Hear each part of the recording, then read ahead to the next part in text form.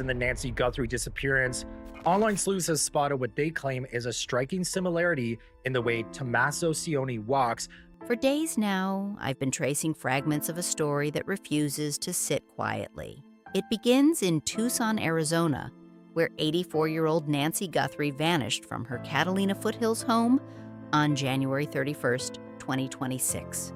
To neighbors, she was dependable and warm, the kind of woman who remembered birthdays and baked extra pies for church fundraisers. To her children, Savannah, Annie, and Cam, she was the steady center of gravity after their father, Charles, died suddenly in 1989. The details of her disappearance were unsettling: a garage door closing late at night, silence afterward, and small traces of blood that suggested distress but offered no answers. There were no obvious signs of robbery, no forced entry.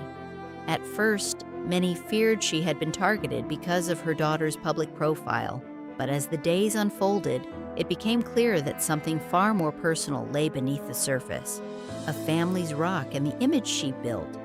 After Charles passed away from a heart attack, Nancy became a widow at just 47, raising 3 teenagers in the desert heat of southern Arizona. Friends describe her as resilient, a woman who carried grief quietly while making sure her children never felt its full weight. Her modest ranch-style house became a haven of stability, filled with laughter, prayer, and determination. She worked part-time as a bookkeeper and volunteered at church, earning a reputation for calm strength. Savannah often spoke publicly about her mother's influence, crediting Nancy's grit for shaping her own career. The world saw Nancy as the ultimate steady presence behind her daughter's success. But as anyone who has lived through loss knows, strength sometimes becomes a mask. Nancy rarely complained, rarely faltered. The question now haunting her children is whether that unwavering image was only part of who she truly was. The envelope that changed everything. 5 days after Nancy vanished, an unmarked envelope arrived at Savannah's New York residence. Inside was a faded photograph from 1992 showing a much younger Nancy standing beside an unfamiliar man outside a small cafe in Santa Fe, New Mexico.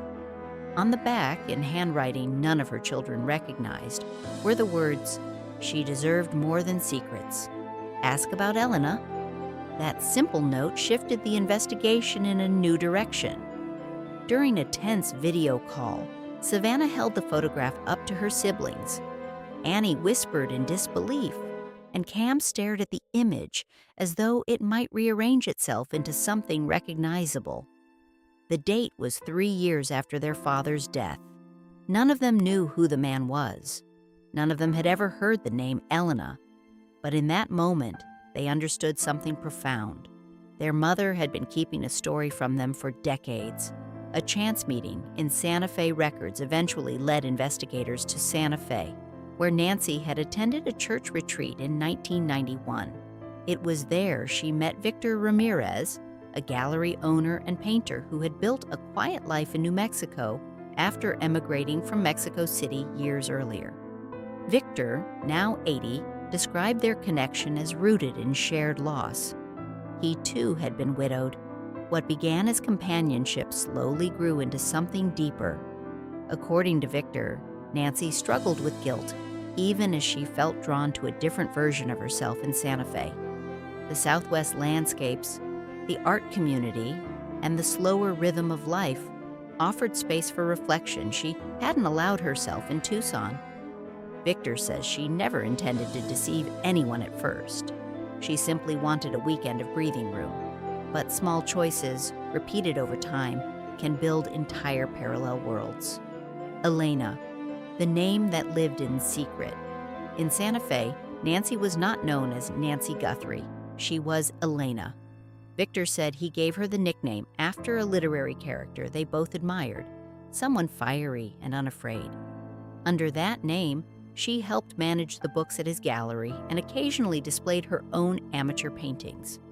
Friends in Santa Fe knew Elena as thoughtful and quietly witty, someone who slipped away after gatherings without offering much about her background. Meanwhile, back in Tucson, Nancy remained the devoted mother and grandmother, She told her children she was visiting church friends or attending retreats.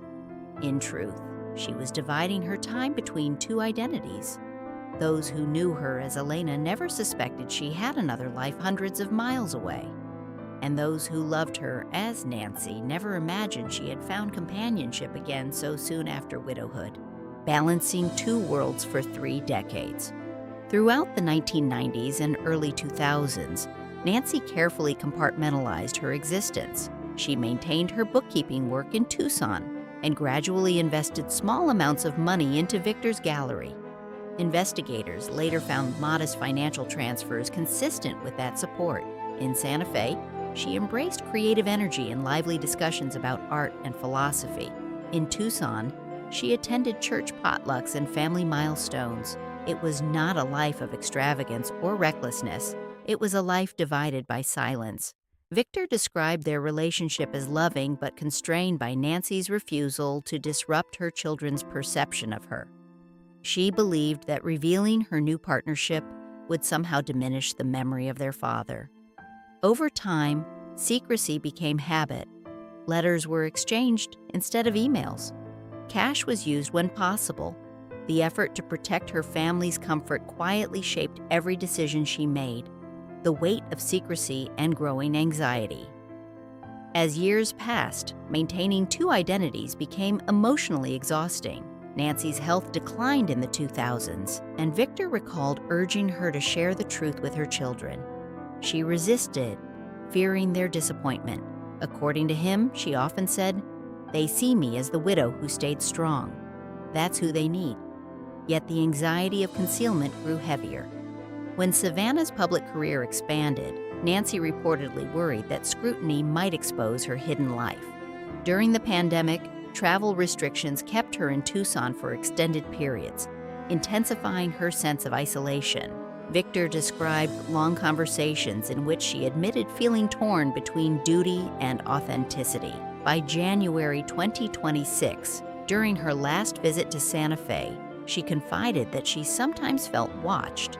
Whether those fears stemmed from stress or something more tangible remains unclear, but her unease was real enough to trouble her deeply.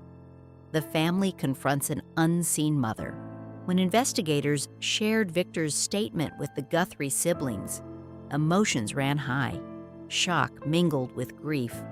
Savannah reportedly struggled to reconcile the mother she knew with the woman described in letters and gallery records.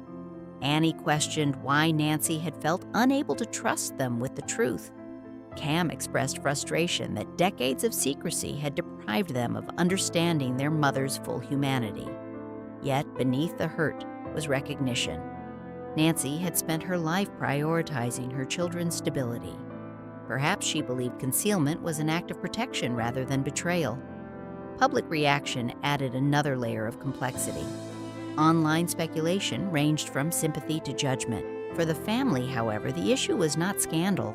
It was the realization that their mother had carried loneliness in silence, crafting a second identity simply to feel whole. What the double life means now, law enforcement continues to explore whether Nancy's secret relationship played any role in her disappearance. At this stage, authorities have not publicly confirmed a specific motive. Investigators are reviewing financial records and retracing Nancy's recent movements. Victor has cooperated fully, expressing heartbreak rather than defensiveness. For the Guthrie family, the revelation has reframed everything. Nancy's hidden years in Santa Fe no longer appear as deception for deception's sake, but as an attempt to reconcile love, loyalty, and self-expression. She was not living recklessly. She was navigating grief in the only way she felt she could. The truth does not erase the pain of her absence, nor does it provide immediate answers. But it does add depth to a woman once seen only through the lens of unwavering strength. Remembering Nancy in all her complexity, as this story continues to unfold, one truth feels clear. Nancy Guthrie was more than a single role. She was a widow, a mother, a grandmother, a partner, and an artist. For 30 years, she balanced responsibility with quiet rebellion. carving out moments of creativity while preserving her family's sense of stability. Her disappearance has forced those who loved her to reconsider what strength truly means. Perhaps rocks do have cracks, not as signs of weakness, but as evidence of pressure carried for too long. Whether Nancy will be found and the mystery fully resolved remains uncertain. What endures is a portrait of a woman who tried, imperfectly but earnestly, to honor both her commitments and her inner life. In the end, her story is less about scandal and more about the complicated ways people search for belonging.